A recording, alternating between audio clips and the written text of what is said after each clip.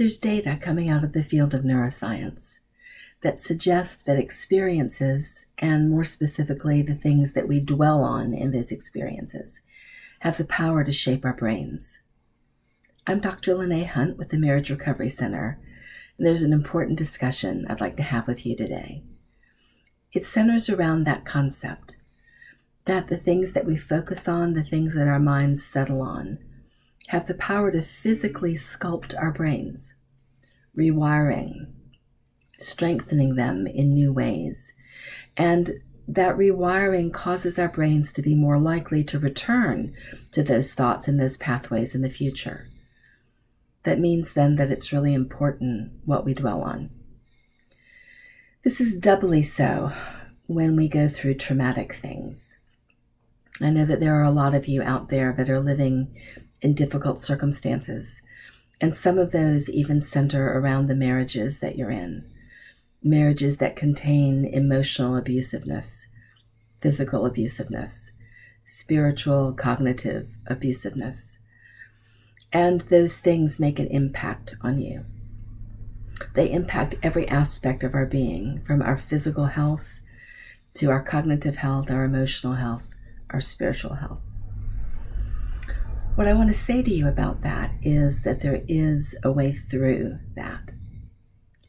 One of the things I love out of the work of the Marriage Recovery Center's founder, Dr. David Hawkins, is a concept that goes by its initials AFGO, AFGO. Dr. Hawkins developed that in his work with one of our men's groups. It stands for Another Fortunate Growth Opportunity. And so it's the idea that we can stand in the midst of unfortunate things, things that have gone wrong, even traumatic things, but we can use them for good, so to speak.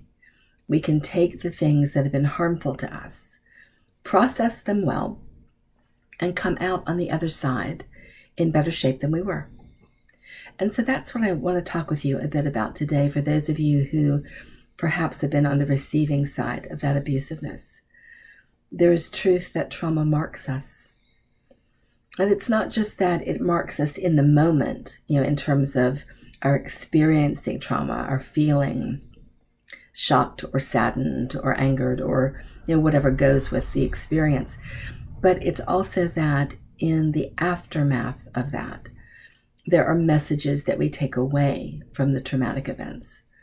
Messages about our worth, messages about our value, messages about our character. And sometimes those are things that were spoken directly to us by the abusive individual.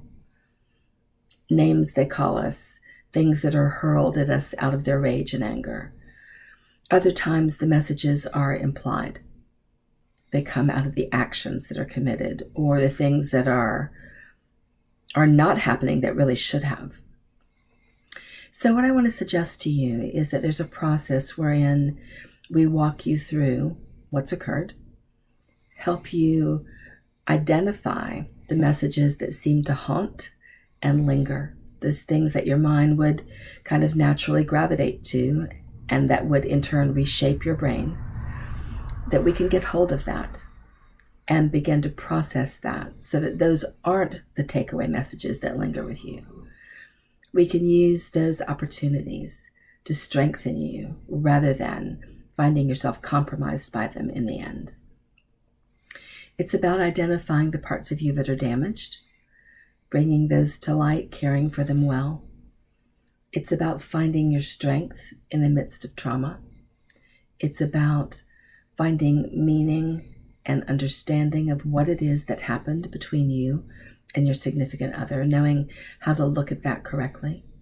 So, for example, one of the forms that abusiveness often takes is something called blame shifting, where in the midst of heightened conflict, in the midst of rage, the person who is angry, the person who's acting abusively, says in one way or another that it's your fault, that you caused this, that you deserve this because you caused this. That can be part of the takeaway that we have out of those sort of difficult, traumatic moments. That is not something that you want to have linger in your head. That's not something that you want to dwell on, because it sets you up with that belief in the future that we deserve the mistreatment we get. And that is not a place you want to be. So I want to give you an invitation. If you find yourself in some difficult places, please come and let's talk together. Let's use those moments in your life as growth opportunities for you. Let's turn this thing around for good, this thing that was meant for evil. We at the Marriage Recovery Center would love to help you with that. I would personally enjoy having that conversation with you and invite you to give us a call. You'll see a number appear at the bottom of the screen.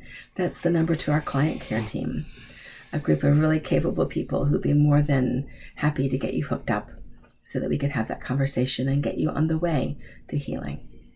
Thanks so much for listening today.